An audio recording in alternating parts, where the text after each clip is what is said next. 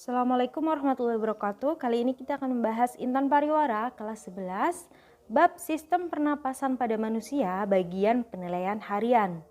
Mari kita simak bersama-sama.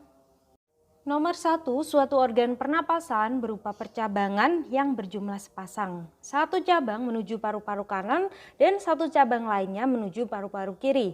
Percabangan yang ke arah kiri lebih panjang dan sempit dan juga mendatar daripada percabangan ke arah kanan.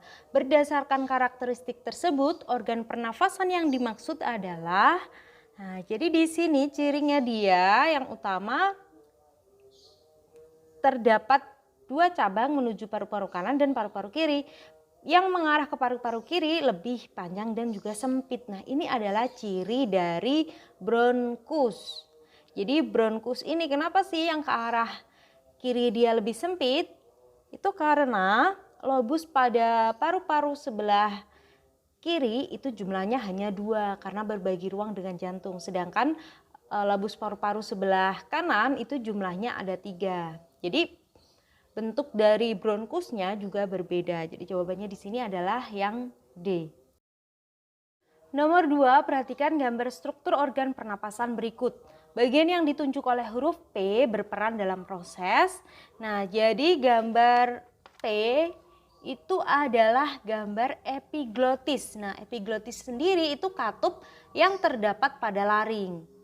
Epiglotis itu berperan dalam pengaturan makanan dan juga udara. Jadi dia bisa membuka dan juga menutup. Jadi jawabannya di sini adalah yang E. Pengaturan makanan dan udara pernafasan agar melewati salurannya masing-masing. Nomor 3, perhatikan gambar berikut. Organ pernapasan yang berfungsi sebagai tempat pertukaran gas oksigen dan karbon dioksida adalah, kita identifikasi satu persatu dulu. Huruf K itu adalah faring. Nah, kalau faring fungsinya sebagai saluran udara dari rongga hidung menuju saluran pernapasan berikutnya. Kemudian yang L di situ adalah trakea. Kalau trakea dilapisi oleh epitel bersilia yang fungsinya adalah mengeluarkan kotoran yang masuk bersama udara. Lalu untuk yang huruf M itu adalah bronkus. Nah, bronkus fungsinya hanya sebagai saluran udara menuju ke bronkeolus.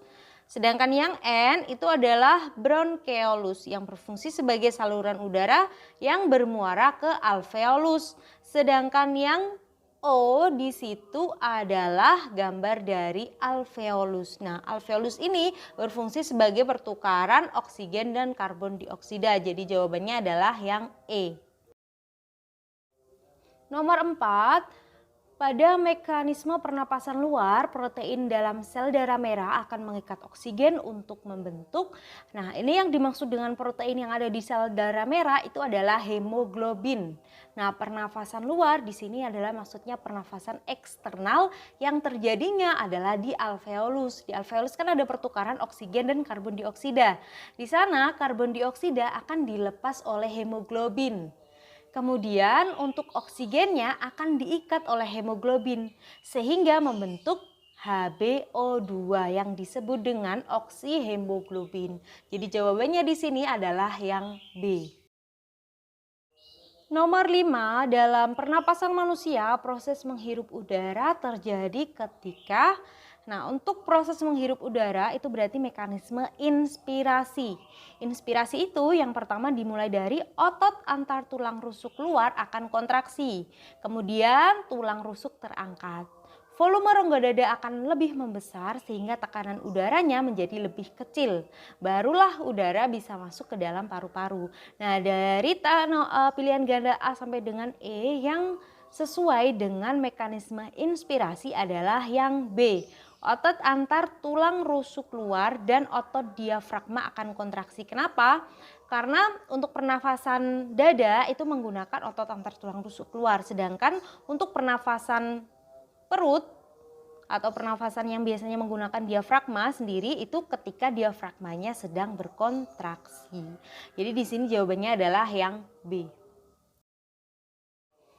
Nomor 6, perhatikan peristiwa-peristiwa berikut. Peristiwa yang terjadi apabila diafragma dalam posisi cekung ke arah rongga dada ditunjukkan oleh angka.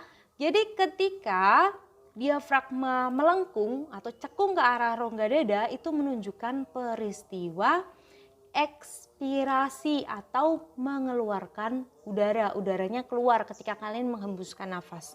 Nah, berarti di sini untuk mekanisme ekspirasi pada pernapasan perut itu dimulai dari otot diafragmanya akan berelaksasi. Ditandai dengan bentuknya yang melengkung. Kemudian volume rongga dadanya akan mengecil sehingga tekanan udara dalam rongga dada akan menjadi lebih besar. Sehingga udara bisa keluar dari paru-paru. Nah, di sini yang paling tepat itu adalah yang B. Nomor 1, nomor 4, dan juga nomor 5. Nomor 7, Arfan mengeluarkan udara pernapasan secara maksimal setelah melakukan ekspirasi biasa. Volume yang dikeluarkan Arfan kurang lebih sekitar 1500 cc. Jenis volume udara yang dikeluarkan oleh Arfan tersebut adalah, nah di situ dia masih bisa mengeluarkan udara setelah pernafasan biasa. Berarti dia hembuskan sampai rasanya udara di paru-paru ini sudah habis, padahal nggak mungkin habis, masih ada sisa di dalam paru-paru. Nah, ini itu disebut dengan volume udara suplementer atau volume cadangan ekspirasi. Jadi jumlahnya sekitar memang 1500 cc tergantung individunya. Jadi di sini jawabannya adalah yang D, volume udara suplementer. Lalu gimana dengan volume tidal? Volume tidal itu volume udara pernapasan biasa. Jadi ketika kalian bernafas seperti biasa, itu disebut dengan volume tidal. Volumenya sekitar 500 cc. Lalu untuk residu, itu volume udara yang masih bisa tersisa di paru-paru setelah melakukan ekspirasi maksimal. Nah, setelah kalian melakukan yang tadi volume udara suplementer, tentu saja tidak mungkin di paru-paru kalian udaranya habis meskipun sudah sekalian keluarkan dengan maksimal. Pasti masih ada sisanya. Nah, sisa ini disebut dengan residu. Jumlahnya adalah 1000 cc. Kalau kapasitas vital paru-paru itu udara yang dapat dikeluarkan semaksimal mungkin setelah melakukan inspirasi maksimal. Biasanya jumlahnya 3500 cc. Dan yang volume udara komplementer itu adalah cadangan inspirasi atau volume udara yang masih bisa dimasukkan secara maksimal. Jadi ketika kalian menghirup nafas sedalam-dalamnya, kalian masukkan sedalam-dalamnya, nah itu disebut dengan volume udara komplementer. Jumlahnya sama dengan suplementer 1500 cc. Jadi di sini jawabannya yang paling tepat adalah yang D. Nomor 8, perhatikan data beberapa volume udara pernapasan berikut. Berdasarkan data, jumlah kapasitas vital paru-paru sebesar, nah kapasitas vital itu tadi adalah volume udara yang dapat dikeluarkan semaksimal mungkin setelah melakukan inspirasi maksimal. Nah, di situ untuk mencari kapasitas vital, rumusnya adalah volume tidal ditambah dengan volume cadangan inspirasi dan ditambah dengan volume cadangan ekspirasi.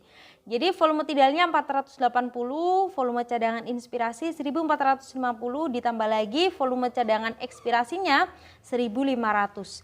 Jadi totalnya adalah 3430. Jawabannya adalah yang C. Nomor 9, seseorang yang sering merokok biasanya akan memiliki frekuensi pernafasan lebih banyak karena jadi dia nafasnya cenderung lebih pendek dan cepat, frekuensinya lebih tinggi. Nah, kenapa demikian? Karena kebiasaan rokok itu dapat mengakibatkan perubahan dan juga struktur kepada cara kerja saluran pernapasan. Ketika seseorang merokok, maka saluran pernafasannya itu akan berukuran lebih kecil sehingga terjadi peradangan dan juga penyempitan yang disebabkan oleh bertambahnya sel-sel mukosa dan penumpukan lendir. Nah, karena banyak lendirnya, otomatis udara yang keluar masuk ke paru-paru dalam satu kali napas itu menjadi lebih sedikit. Kondisi ini yang menyebabkan perokok memiliki frekuensi pernafasan yang lebih banyak. Jadi yang utama adalah disebabkan karena saluran pernapasannya akan menyempit. Jawabannya adalah yang D. Nomor 10, setiap pagi Danang rutin melakukan jogging. Setelah melakukan jogging, frekuensi pernafasan Danang makin cepat daripada sebelum melakukan jogging. Peristiwa tersebut terjadi karena biasanya kalau kalian habis olahraga pasti ngerasa lebih ngos-ngosan kan. Nah, kenapa kayak gitu? Karena makin berat aktivitas yang dilakukan oleh tubuh, maka frekuensi pernafasannya juga akan meningkat. Karena saat kita aktivitasnya tinggi, otot-otot itu membutuhkan energi lebih banyak. Sehingga pasokan oksigen yang diperlukan juga akan lebih banyak. Dan juga tubuh itu akan mengurangi kadar karbon dioksida yang meningkat dengan cara dikeluarkan itu tadi. Makanya frekuensi pernafasan kalian akan menjadi lebih tinggi atau lebih cepat. Maka jawabannya di sini adalah yang D. Tubuh memerlukan pasokan oksigen lebih banyak dan tubuh juga perlu untuk mengurangi kadar karbon dioksida yang meningkat. Nomor 11, Tina mengalami beberapa gejala seperti berikut. Demam disertai batuk, hidung tersumbat, wajah terlihat lebih pucat, nafsu makan akan berkurang dan tubuh merasa lemas. Berdasarkan gejala tersebut, nama penyakit yang dialami Tina beserta penyebabnya adalah, nah ini sebenarnya penyakit yang sederhana yang mungkin sering kita alami. Nah ini adalah tanda-tanda dari orang yang terkena influenza. Nah influenza itu disebabkan oleh infeksi dari orthomyxovirus pada selaput mukosa di saluran pernafasan. Jadi jawabannya adalah yang E. Nomor 12, seorang yang terinfeksi patogen dan alergi pada rongga hidungnya akan mengalami bersin-bersin dan hidungnya juga tersumbat. Berdasarkan gejalanya, kemungkinan orang tersebut menderita penyakit. Nah, di sini mungkin kalian akan kesulitan nih membedakan ini kira-kira polip kah, rinitis atau bahkan sinusitis karena ketiga penyakit ini sama-sama menyerang bagian rongga hidung. Nah, di sini Mimin tunjukkan perbedaannya. Kalau rinitis itu peradangan pada rongga hidung yang disebabkan oleh infeksi patogen dan alergi. Gejalanya biasanya hidung tersumbat, kemudian bersin, hidungnya berair, dan iritasi sekitar hidung. Ini yang rinitis. Sedangkan yang polip disebabkan karena pembengkakan kelenjar limfa di hidung sehingga mengakibatkan penyempitan atau penyumbatan saluran napas. Biasanya gejalanya pun hampir sama, dia berair, bersin, tapi ada gejala nyeri pada wajah, bahkan sakit gigi rahang atas. Lalu untuk yang sinusitis itu peradangan pada rongga hidung bagian atas yang dapat disebabkan infeksi patogen, alergi, dan juga bisa juga polusi udara. Gejalanya demam. Hidung mengeluarkan cairan berwarna kuning kehijauan dan juga nyeri pada wajah. Nah, jadi antara polip, rinitis, dan sinusitis di sini gejala yang paling tepat di nomor 12 adalah yang B, rinitis. Nomor 13, perhatikan gejala-gejala penyakit pada sistem pernapasan berikut. Gejala-gejala yang dapat dialami oleh penderita sianosis adalah, jadi sianosis itu gangguan yang disebabkan oleh kandungan oksigen yang ada di dalam darah itu menurun. Nah, gejalanya adalah sesak napas, kulit berwarna kebiruan, sakit pada bagian dada, lengan dan juga jari tangan, serta berkeringat dingin. Nah, jadi di sini yang menunjukkan ciri dari sianosis adalah yang A. Nomor 1, nomor 2, dan juga nomor 3. Nomor 14, Andika tiba-tiba mengalami sesak napas. Salah satu temannya yang telah mengetahui riwayat penyakit Andika segera memberikan pertolongan pertama dengan menyemprotkan inhaler melalui mulut Andika. Berdasarkan kasus tersebut, kemungkinan Andika menderita penyakit. Nah, dari keterangan yang ada di soal nomor 14, ini bisa diketahui kalau Andika menderita asma. Asma itu gangguan pernapasan berupa penyempitan saluran pernapasan sehingga penderitanya biasanya akan mengalami kesulitan bernafas. Kok bisa sih orang kena asma? Jadi tergantung ya, alergennya itu macam-macam. Bisa berupa asap rokok, polusi udara, debu, rambut halus dari hewan juga bisa. Pertolongan pertama yang bisa dilakukan oleh orang yang mengalami asma itu adalah dengan penggunaan alat bantu inhaler yang disemprotkan melalui mulut penderita. Jadi di sini jawabannya adalah yang A. Nomor 15, pasangan yang sesuai antara nama penyakit yang dapat menyerang bagian yang ditunjukkan oleh P beserta gejalanya adalah, nah di situ Yang ditunjuk oleh huruf P itu adalah pleura atau selaput pada paru-paru. Nah, peradangan yang terjadi pada pleura itu menyebabkan penyakit yang namanya pleuritis. Gejalanya apa saja? Biasanya orangnya akan menderita batuk kering, sesak napas, demam, sakit pada bagian dada, bahu, sendi, otot, serta merasa mual. Nah, jadi di sini jawabannya adalah yang D. Nomor 16, selama beberapa hari Pak Surya sering mengalami kelelahan, batuk berdahak, demam tinggi, sesak napas, dan nyeri pada bagian dada. Oleh karena itu Pak Surya melakukan ronsen paru-paru di rumah sakit. Hasil ronsennya menunjukkan bahwa di dalam alveolus Pak Surya itu terdapat cairan kental. Oleh karena itu dokter menyarankan untuk melakukan penyedotan cairan secara rutin.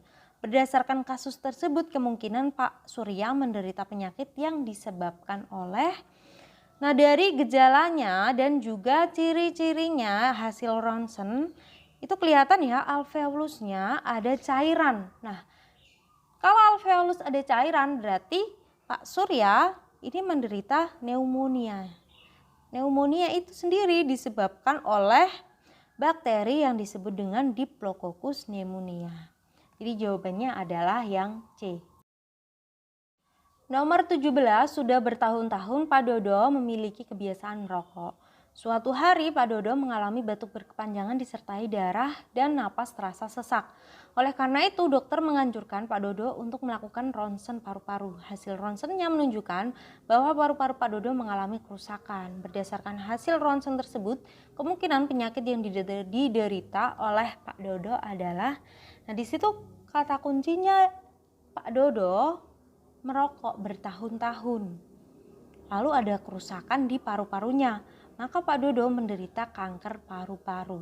Nah, kenapa bukan TBC? Soalnya di situ kan ada batuk disertai darah. Nah, kalau TBC itu disebabkan oleh bakteri biasanya, kan?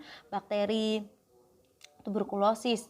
Selain itu kalau TBC juga ciri-cirinya harusnya ada semacam kayak bintil-bintil di bagian paru-parunya, sedangkan di sini nggak ada. Berarti di sini jawabannya adalah yang A, kanker paru-paru. Nomor 18, upaya yang dapat dilakukan untuk mencegah penyakit asma adalah, jadi asma kan kelainan atau penyakit yang disebabkan karena suatu alergen. Maka salah satu cara untuk menghindarinya adalah dengan cara menghindari kontak langsung dengan alergen tersebut. Maka jawabannya adalah yang B. Nomor 19, suatu penyakit pernapasan dapat disebabkan oleh keasaman darah yang berlebihan karena penumpukan karbon dioksida. Salah satu cara untuk mengatasi penyakit tersebut adalah, nah kalau ada penumpukan karbon dioksida yang menyebabkan keasaman pada darah, itu disebut dengan penyakit asidosis respiratorik. Cara mengatasi penyakit ini adalah dengan mengkonsumsi obat-obatan yang dapat meningkatkan fungsi paru-paru dan bisa juga dengan menggunakan alat bantu ventilator mekanik. Maka jawabannya di sini adalah yang D. Nomor 20, perhatikan beberapa cara pencegahan penyakit pada sistem pernapasan berikut.